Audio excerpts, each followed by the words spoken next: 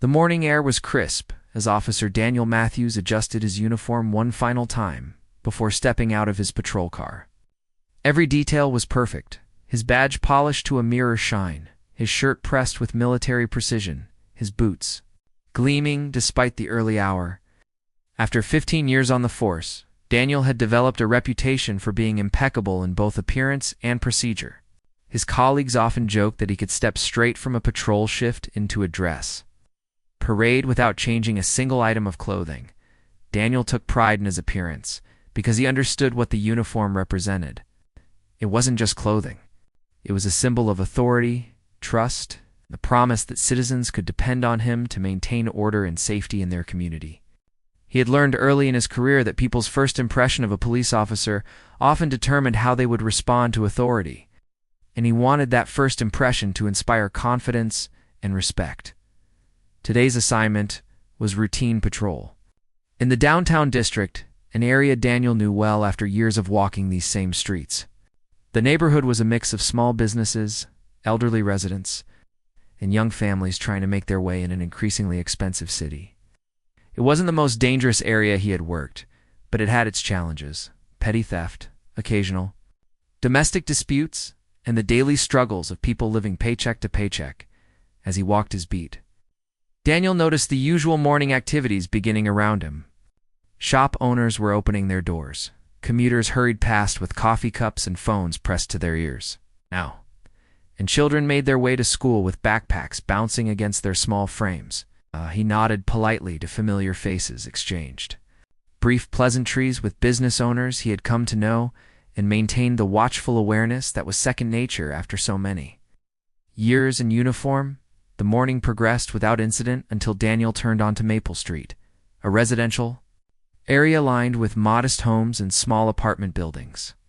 The street was quieter than the main thoroughfares, with mature trees providing shade and a sense of neighborhood intimacy. That made it feel separate from the busier parts of his patrol area. It was there that he first saw her, a young woman, probably in her early 20s, sitting on the front steps of a small duplex. She was hunched forward with her face buried in her hands, her shoulders shaking with what were clearly sobs. Her long brown hair fell around her face like a curtain, partially hiding her distress but not concealing the obvious pain she was experiencing. Daniel's training immediately kicked in, his mind running through the possibilities. Was this a domestic violence situation? Had there been a crime? Was she injured or in immediate danger? He approached cautiously, his hand instinctively moving to his radio in case he needed to call for backup or medical assistance. "Excuse me, miss," he called out gently as he walked up the sidewalk toward her. "I'm Officer Matthews. Are you all right? Do you need assistance?" The young woman looked up at the sound of his voice, and Daniel could see that her eyes were red and swollen from crying. Tears streamed down her cheeks as she tried to compose herself enough to respond to his question. She wiped at her face with the sleeve of her worn sweater, clearly embarrassed to be seen in such a state by a police officer. "I'm sorry, officer," she managed to say, between hiccups and fresh tears. "I'm not doing anything wrong. I just got some really bad news and I needed to sit down for a minute." Daniel studied her face carefully, looking for signs of injury or immediate danger. His years of experience had taught him to read situations quickly, and everything about her demeanor suggested genuine emotional distress rather than any kind of criminal activity or immediate threat. Still, his duty was to ensure her safety and determine if there was anything that required his official intervention. "What kind of bad news, if you don't mind me asking?" Daniel asked, maintaining a professional but compassionate tone. "Sometimes talking to someone can help, and if there's anything I can do to assist you, I'd like to try." The woman looked up at him with surprise, as if she hadn't expected a police officer to show personal interest in her problems. She hesitated for a moment, clearly debating whether to share her private troubles with a stranger in uniform. Something in Daniel's manner must have reassured her, because after a few seconds she began to speak in a voice barely above a whisper. "My mom," she said, fresh tears beginning to flow. "I just got a call from the hospital. She had a heart attack this morning, and they don't think she's going to make it. I've been trying to figure out how to get to the hospital, but I don't have a car and I don't have money for a taxi. The buses don't run frequently enough, and I'm just so scared that she's going to. She couldn't finish the sentence before breaking down completely. Daniel felt something shift inside his chest as he listened to her story. This wasn't a police matter. It was a human crisis that had landed in his path during what should have been a routine patrol. His training told him to offer whatever official assistance was appropriate and then continue with his duties.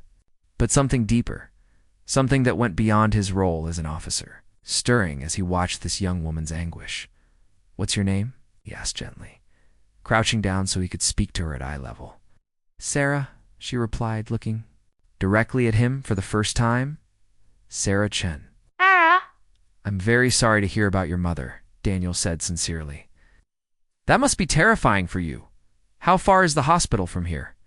"About 12 miles, Sarah said, her voice filled with desperation. "I called my friend, but she's at work and can't leave. I called my brother, but he's in another state. I don't know what to do. I feel so helpless." Daniel stood up slowly, his mind processing both his official duties and the human situation unfolding before him. He looked at Sarah, this young woman, facing what might be the worst day of her life, alone and without resources to get to her dying mother's bedside. His uniform suddenly felt heavier, not because of its weight, but because of what it represented in this moment, the barrier between his role as an enforcer of law and his identity as a human being capable of compassion. Daniel found himself at a crossroads that would define not just this moment, but his understanding of what it meant to serve and protect.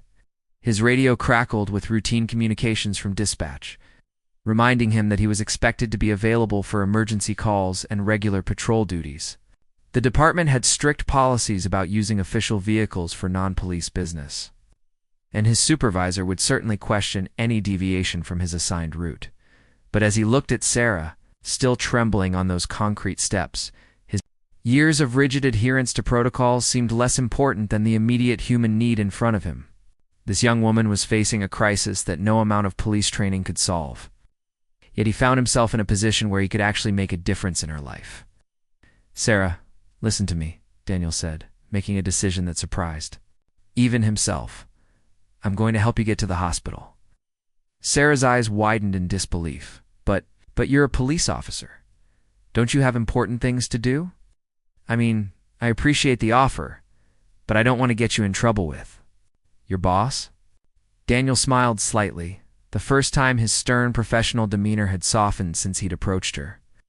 Sometimes the most important thing a police officer can do is help someone in need. And right now, you need to be with your mother.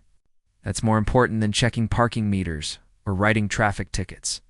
He reached for his radio and called in to dispatch. "Unit 47 to dispatch. I'm responding to a family emergency transport. We'll be temporarily out of service for approximately 30 to 45 minutes. The dispatcher's voice crackled back with routine acknowledgement, and Daniel felt a mixture of relief and nervousness about the choice he was making. He had bent the truth slightly. This wasn't officially a family emergency transport, in the way his department would typically define it. But in every way that mattered to him as a human being, it absolutely was an emergency that required his assistance. "Come on," he said to Sarah, extending his hand to help her up from the steps. "Let's get you to your mom." Sarah stared at his outstretched hand for a moment, as if she couldn't quite believe what was happening. "Are you serious? You're really going to drive me to the hospital?" "I'm serious," Daniel replied firmly. "We need to go now if we're going to get you there quickly." Sarah took his hand and stood up, wiping her eyes one more time with her free sleeve. "I don't know how to thank you, Officer Matthews. This is ... This is beyond anything I expected when I called out for help this morning." As they walked toward his patrol car, Daniel began to feel the weight of his decision in a new way.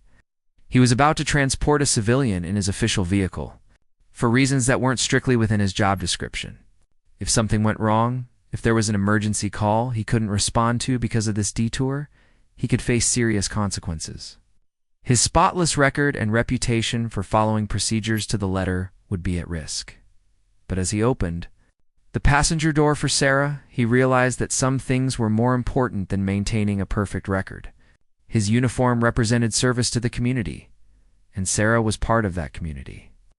Her need was immediate and genuine, and he was in a position to help in a way that no one else could at this moment. "I should warn you," Daniel said as he started the engine. "This might be a little awkward. Police cars aren't exactly designed for passenger comfort, and I know being in the back of a patrol car can feel strange for someone who's not, well, under arrest." Sarah managed a small laugh despite her emotional state. "Officer Matthews, after what you're doing for me, I would ride in the trunk if that's what it took to get to my mother." As they pulled away from the curb, Daniel found himself thinking about the phone call he would inevitably have to make to explain his actions. His sergeant would want to know why he had used a patrol car for what was essentially a taxi service. The department's liability concerns would certainly come up. What if something happened during the transport? What if there was an accident? What if Sarah had been lying about her situation? But every time these concerns surfaced in his mind, he looked over at Sarah and saw the genuine anxiety and hope in her expression. She kept checking the time on her phone and staring out the window as if willing the car to move faster.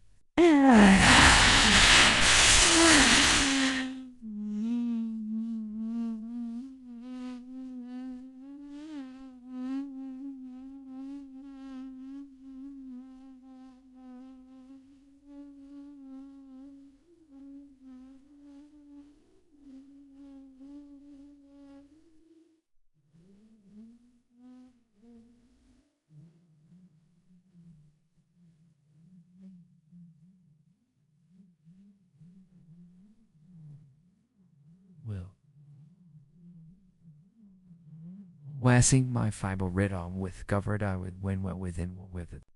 Wasn't someone trying to take advantage of a police officer's authority? This was a daughter desperate to reach her dying mother. "Tell me about your mom," Daniel said. Partly to distract Sarah from her worry, and partly because he was genuinely curious about the woman whose medical emergency had created this unusual situation. Sarah's face brightened slightly as she began to speak. "She's the strongest person I know. She came to this country when she was 18, barely speaking English, and worked 3 jobs to put herself through nursing school. She's been taking care of other people her whole life, first as a nurse, then taking care of my grandmother. When she got sick, and now she volunteers at a free clinic on weekends even though she's supposed to be retired." As Sarah talked about her mother, Daniel found himself even more convinced that he was making the right choice. This wasn't just about helping a stranger. He was helping someone reach a woman who had dedicated her life to helping others. The irony wasn't lost on him that he was breaking protocol to help the daughter of someone whose entire career had been about caring for people in their most vulnerable moments. "She sounds like an amazing woman," Daniel said sincerely. "I bet she raised you to be pretty strong too." "She tried," Sarah replied with a weak smile. "Though I don't feel very strong right now. I feel like a scared little girl who just wants her mom to be okay." Daniel understood that feeling more than he cared to admit.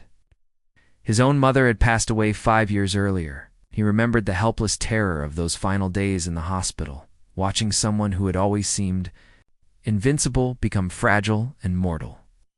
The memory strengthened his resolve about what he was doing. The drive to the hospital took them through several different neighborhoods, each with its own character and challenges. Daniel had patrolled most of these areas at various times during his career, but seeing them from the perspective of someone rushing to a family emergency gave him a different appreciation for the community he served. These weren't just territories to monitor for criminal activity. They were home to people with real lives, real families, and real crises that sometimes had nothing to do with law enforcement, as they waited at a red light. Sarah's phone rang. She answered it quickly, and Daniel could hear the tension in her voice as she spoke to someone at the hospital. From her side of the conversation, it was clear that her mother's condition was still critical, but stable for the moment. When she hung up, fresh tears were streaming down her face. "They said she's asking for me," Sarah said, in a voice barely above a whisper. "She keeps saying my name and asking when I'm going to get there." The nurse said that sometimes patients can sense when family members are close, and that it might help her to know I'm on my way. Daniel felt a tightness in his chest as he listened to Sarah's words. He had responded to enough emergency calls to know that time could make the difference between a final goodbye and a missed opportunity that would haunt someone forever. He pressed slightly harder on the accelerator, staying within legal limits, but making every effort to shave minutes off their travel time. "We're going to get you there," he said, with quiet confidence. "Your mom is going to hear your voice today." They continued driving. Daniel found himself reflecting on the path that had led him to this moment. He had become a police officer because he wanted to make a difference in people's lives, to be someone who could step in during the worst moments and provide help, protection, or simply a sense that someone cared about their well-being. Over the years, the job had often felt more about paperwork, court appearances, and responding to the same recurring problems than about the kind of meaningful intervention he had originally envisioned. But sitting in his patrol car with Sarah, racing toward a hospital where a devoted mother lay dying, Daniel felt more connected to his original purpose than he had in years. This was what service was supposed to be about, recognizing when someone needed help and having the courage and authority to provide it. Even when it meant bending the usual rules, his radio continued to crackle with routine communications from other officers, dispatches for minor incidents, and the ordinary business of law enforcement. Part of him felt guilty for not being available to respond to whatever might come up. But a larger part of him was convinced that what he was doing was exactly where his attention needed to be focused. "Can I ask you something, Officer Matthews?" Sarah said, breaking the comfortable silence that had settled between them. "Of course. Why are you doing this?" "I mean, I'm incredibly grateful, but this isn't exactly normal police work, is it? Aren't there rules about this kind of thing?" Daniel considered his answer carefully.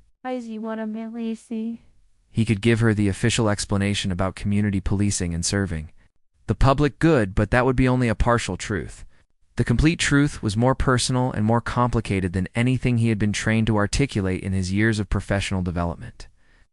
"There are rules," he admitted, "and yes, this is definitely outside normal procedures.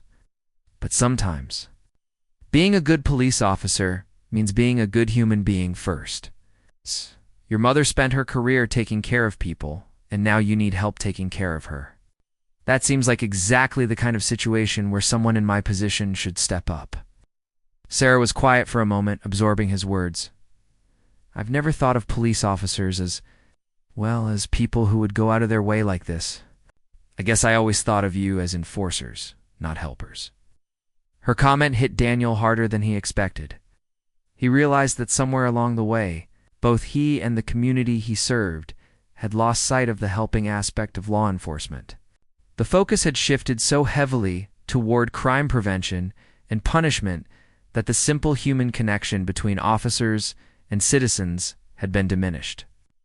"We're supposed to be both," Daniel said thoughtfully. "Enforcement part gets more attention, but the helping part is just as important. Maybe more important." They were getting close to the hospital now, and Daniel could see the large medical center complex rising ahead of them. Sarah had grown more anxious as they approached, checking her phone repeatedly and fidgeting with the sleeves of her sweater. He could practically feel her nervous energy filling the car. "Hey, what if I'm too late?" she asked suddenly, voicing the fear that had been building throughout their journey. What if she dies before I get there? What if the last thing she remembers is being alone and scared? Daniel felt his heart break a little at the raw pain in her voice. He had seen this kind of anguish many times in his career, usually in the context of accident scenes or crime victims. But the setting didn't make it any less difficult to witness. Sarah's fear was primal and universal, the terror of losing someone you love without having the chance to say goodbye. "Sarah, listen to me," he said firmly, pulling into the hospital parking area. "From everything you've told me about your mother, she knows how much you love her. She knows you would move heaven and earth to be with her if you could. Even if the worst happens, she won't die thinking you don't care. She'll die knowing that she'll raise someone who would do anything to be there for her." As Daniel parked the car near the hospital entrance, he realized that this experience had changed something fundamental about how he viewed his role as a police officer.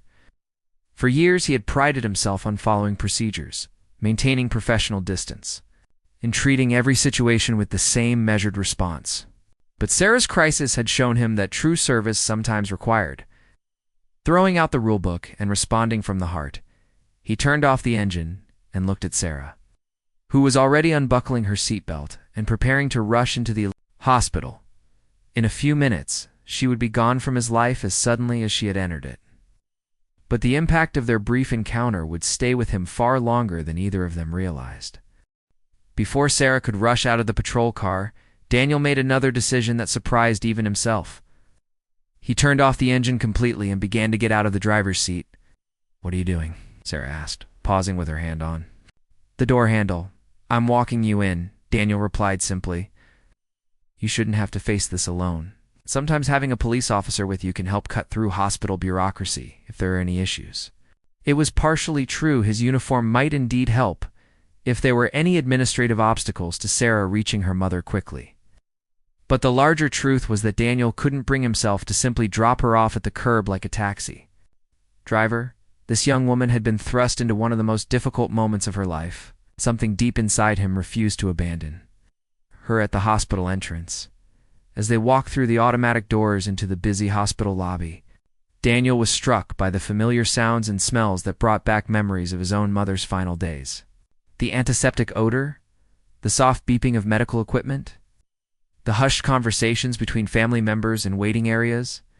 All of it reminded him of how overwhelming these places could feel when you were facing the possibility of losing someone you loved. Sarah approached the information desk with Daniel beside her, his presence clearly providing her with additional confidence. The elderly volunteer behind the desk looked up with the practiced smile of someone who had delivered both good news and devastating updates to countless families over the years.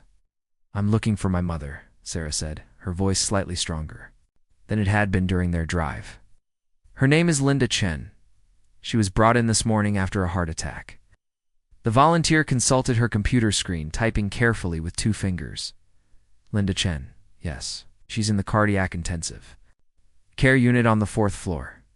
You'll need to check in with the nurses station there. They can tell you about visiting restrictions and her current status." As they waited for the elevator, Daniel noticed that Sarah was trembling again. The reality of seeing her mother in a hospital bed, possibly for the last time, was clearly overwhelming her nervous system. Without thinking, he placed a gentle, reassuring hand on her shoulder. "Remember what I told you in the car?" he said quietly. "Your mom knows you love her. Whatever happens in there, that's the most important thing." The elevator ride to the 4th floor felt like it took forever, though it was probably less than a minute. When the doors opened, they were greeted by the controlled chaos of a busy intensive care unit, nurses moving efficiently between rooms, medical equipment being wheeled through corridors, and the constant background hum of machines keeping critically ill patients alive. Sarah approached the nurse's station with Daniel still beside her. The nurse on duty, a middle-aged woman with kind eyes and graying hair, looked up from her charts when they approached. "I'm Sarah Chen," Sarah said, her voice barely steady. "I'm here to see my mother, Linda Chen. I got a call this morning that she had a heart attack." The nurse's expression softened immediately. "Sarah, yes, your mother has been asking for you. She's stable right now, but she's been very anxious about whether you would be able to get here." "How is she?" Sarah asked, the words coming out in a rush. "Is she going to be okay? Can I see her right now?" The nurse glanced briefly at Daniel, clearly wondering about the presence of a police officer. But her focus quickly returned to Sarah's obvious distress. "She's in serious condition, but the doctors have managed to stabilize her heartbeat. The next 24 hours are going to be critical. You can see her, but I need to prepare you. She's connected to a lot of machines, and she's been sedated, so she may not be fully alert." Daniel watched Sarah absorb this information, seeing her try to process the complex mixture of hope and fear that comes with medical updates that are neither completely good nor completely bad news. He found himself wishing he could do more to help her navigate this emotional minefield, but he knew that some journeys had to be walked alone. "Would you like me to walk you to her room?" the nurse offered gently. Sarah nodded, then turned to you, Daniel, with an expression that contained more gratitude than he felt he deserved. "Officer Matthews, I don't know how I can ever thank you for what you've done today. You saved my life by getting me here." "You don't need to thank me, Sarah. I'm just glad I could help." Daniel paused, then added, "I'm going to head back to my patrol now. But I want you to know that if you need anything else, anything at all, you can call the station and ask for me." As he said the words, Daniel realized that he genuinely meant them. This encounter had created a connection that went beyond the professional relationship between a police officer and a citizen. He felt personally invested in Sarah's well-being and her mother's recovery in a way that surprised him. With its intensity, Sarah surprised him by stepping forward and giving him a brief but heartfelt hug. "Thank you," she whispered. "Thank you for seeing me as more than just another person on the street. Thank you for caring enough to help." Daniel felt his throat tighten with unexpected emotion as he returned her hug. "Take care of yourself in there, and give your mom my best wishes for a full recovery," as he walked back toward the elevator. Daniel could hear Sarah talking with the nurse about her mother's condition and what to expect during the visit. The sound of their voices fading behind him marked the end of his direct involvement in this crisis. But he knew that the experience would stay with him for a long time. The elevator ride back to the lobby gave him time to think about what he would say when he inevitably had to explain his actions to his supervisor. He had used a patrol car for unauthorized transport. He's been unavailable for regular duty calls for nearly an hour, and had involved himself in a situation that was clearly outside the scope of normal police work. But as he walked back through the hospital lobby and out into the parking area where his patrol car waited, Daniel found that he wasn't worried about the potential consequences of his choices. For the first time in years, he felt like he had used his authority and resources exactly the way they were meant to be used, to help someone in genuine need during a moment when that help could make a real difference. His radio crackled to life. As he approached his car, with dispatch asking for his status and location, Daniel picked up the microphone and responded that he was back in service and available for calls. But something fundamental had shifted in his understanding of what being in service really meant. The remainder of Daniel's shift passed in a strange blur of routine activities that felt somehow different than they had that morning. He responded to a minor traffic accident, wrote 2 parking citations, and conducted a wellness check on an elderly resident whose neighbor had been concerned about not seeing her for several days. Each interaction felt more meaningful than usual, as if his encounter with Sarah had awakened something in him that had been dormant for too long. Throughout the afternoon, Daniel found himself thinking about Sarah and her mother. He wondered if Linda Chen was awake and alert, if she had been able to recognize her daughter's voice, if the family was getting good news or preparing for the worst. The not knowing bothered him more than he had expected. In most of his police work, he dealt with incidents that had clear beginnings, middles, and ends. He arrested someone, or he didn't. He resolved a dispute, or he documented it and moved on. But Sarah's situation was ongoing, with outcomes that wouldn't be determined for days or possibly weeks, as his shift neared its end. Daniel made a decision that felt both natural and slightly uncomfortable. He drove back by the hospital, not to interfere or insert himself into Sarah's family crisis, but simply to see if he could get any update on Linda Chen's condition. He told himself it was just curiosity, but he knew it was more than that. He felt invested in their story now, connected to it in a way that went beyond his professional duties. The same volunteer was still at the information desk. When he walked into the lobby, she recognized him from earlier and smiled warmly as he approached. "Officer, you're the one who brought that young woman in this afternoon, aren't you?" she asked. "That was very kind of you. Was wondering if you might have any update on Mrs. Chen's condition," Daniel said. Feeling slightly awkward about asking for information he wasn't technically entitled to receive, the volunteer consulted. Her computer screen then looked up with genuine relief in her eyes. "Actually, I have good news. Her condition has been upgraded from critical to stable. Her daughter has been with her all afternoon, and according to the nurses, having family present seems to have made a real difference in her recovery." Daniel felt a wave of relief wash over him that was much stronger than he had anticipated. "That's wonderful news. Thank you for telling me."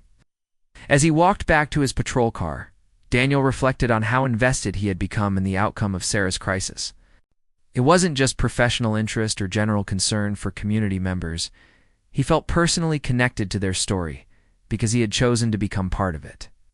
By stepping outside his normal role and offering help that went beyond his job description, he had created a relationship that extended his emotional investment far beyond a typical police encounter. The drive back to the police station gave him time to prepare for the conversation he would need to have with his supervisor. Sergeant Rodriguez was a fair man who valued community relations, but he was also responsible for ensuring that departmental resources were used appropriately and that officers followed established procedures. Daniel's deviation from normal protocol would need to be explained and justified. When he arrived at the station, Daniel was surprised to find that Sergeant Rodriguez was waiting for him in the parking area. The sergeant's expression was difficult to read, not angry, but clearly serious, about whatever conversation they were about to have. "Matthews, I need to talk to you about this afternoon," Rodriguez said, without preamble. "I got a call from hospital security saying that one of my officers was seen escorting a civilian through the cardiac unit. They wanted to make sure there wasn't some kind of official investigation or security concern they should know about." Daniel took a deep breath and prepared to explain his actions. "Sergeant, I encountered a young woman on my patrol who was experiencing a family emergency. Her mother had suffered a heart attack, and she had no way to get to the hospital. I made the decision to provide transport. You used a patrol vehicle to give someone a ride to the hospital?" Rodriguez asked, his tone carefully neutral. "Yes, sir." "I judged it to be an emergency situation where I could provide assistance that wasn't available through other means." Sergeant Rodriguez was quiet for a moment, studying Daniel's face as if trying to determine the motivation behind his actions. Finally, he spoke again. "Matthews, you've been a good officer for 15 years. Your record is spotless. Your performance evaluations are excellent, and I've never had to question your judgment before. But this situation puts me in a difficult position. We have policies about vehicle usage and officer availability for a reason." Daniel felt his stomach tighten as he prepared for whatever disciplinary action might be coming. "I understand that, Sergeant. Take full responsibility for my decision and any consequences that come with it. However," Rodriguez continued, "I also got another call this afternoon.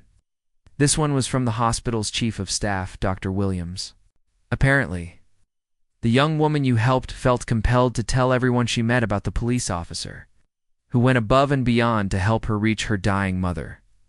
Dr. Williams wanted to commend the department for having officers who understand that community service sometimes means exactly what those words imply, serving the community."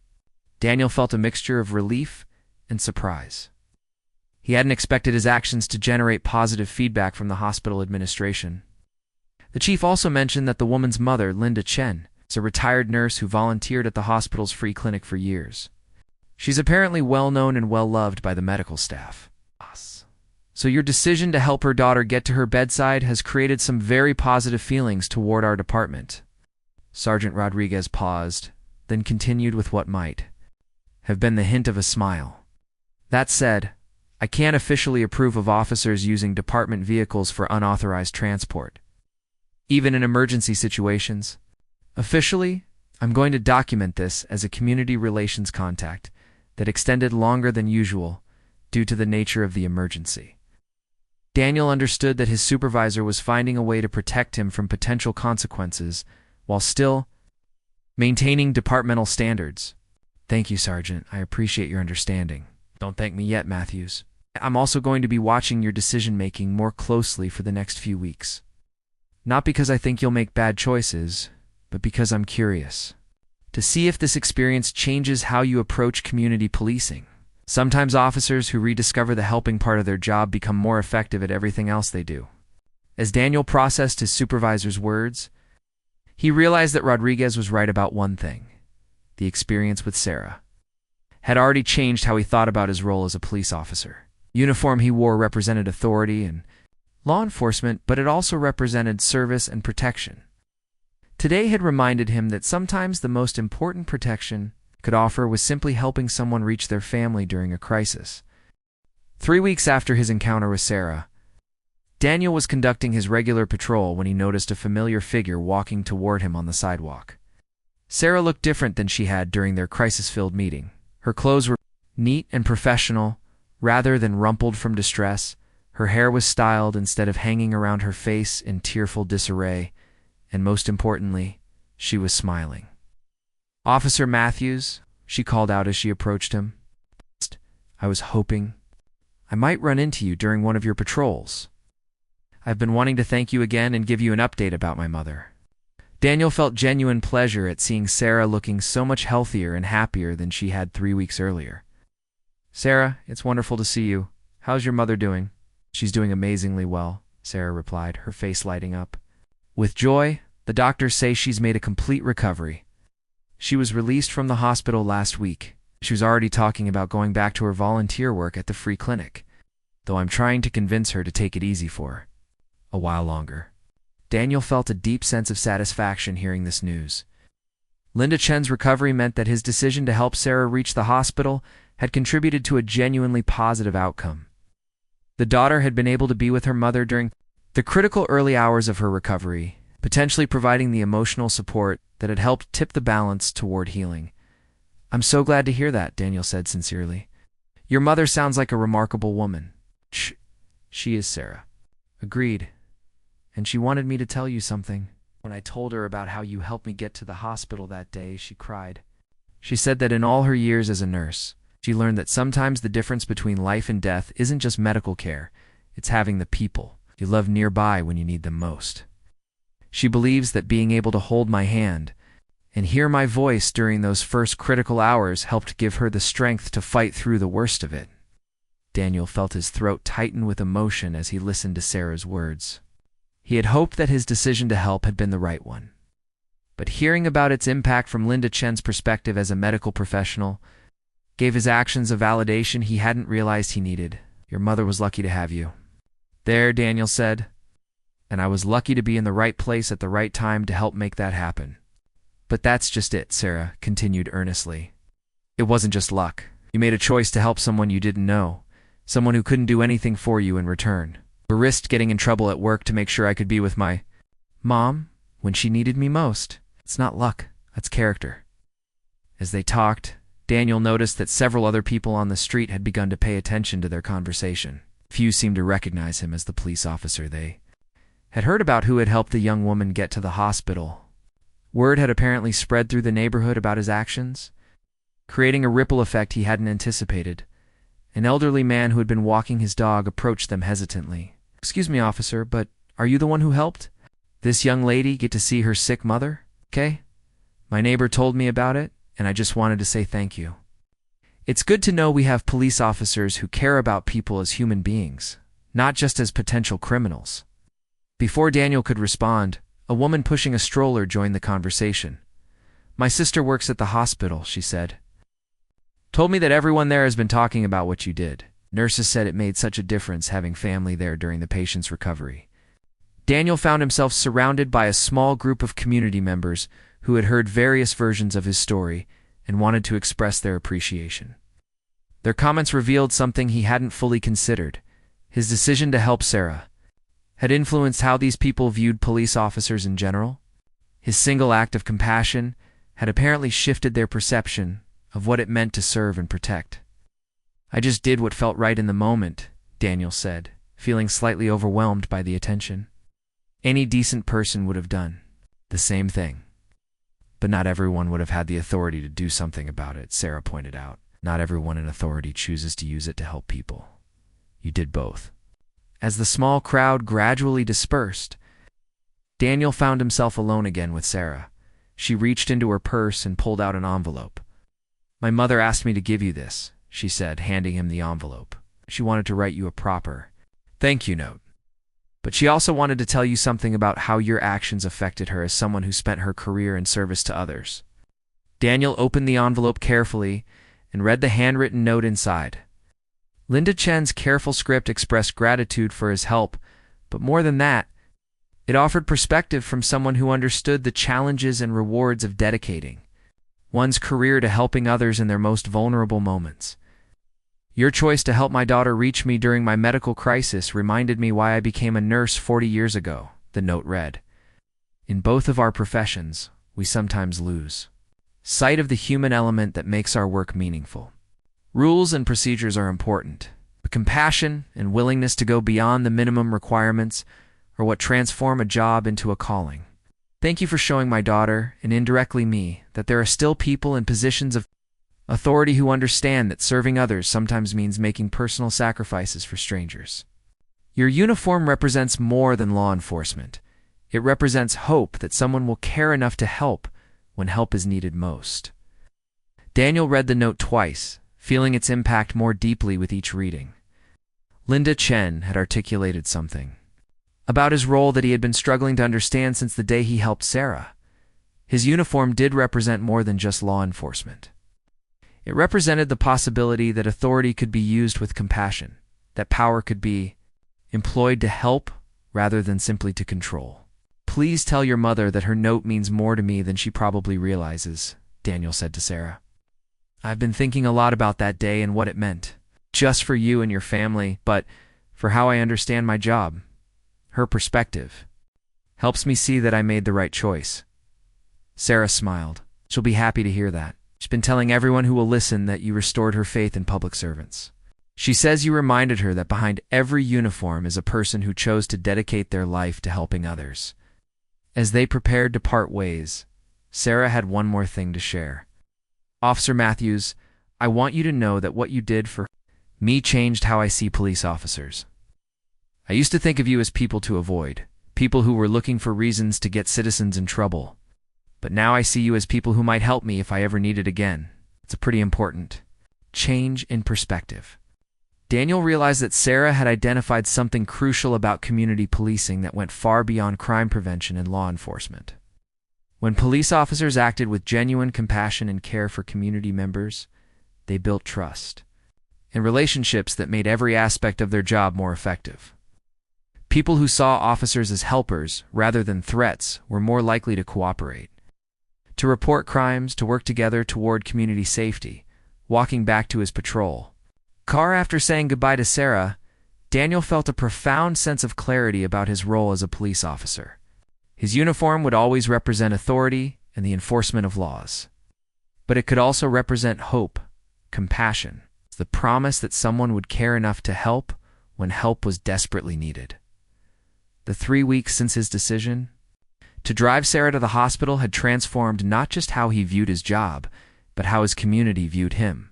One act of humanity had created ripples that extended far beyond the immediate crisis, touching the lives of people he had never met and would probably never know about as he resumed his patrol. Daniel understood that his uniform was flawless, not because it was perfectly pressed and polished, but because it represented the willingness to serve others with both strength and compassion. The discipline that had always defined his approach to law enforcement would remain important, but it would now be balanced with the humanity that had always existed beneath the badge, waiting for the right moment to emerge and make a real difference in someone's life.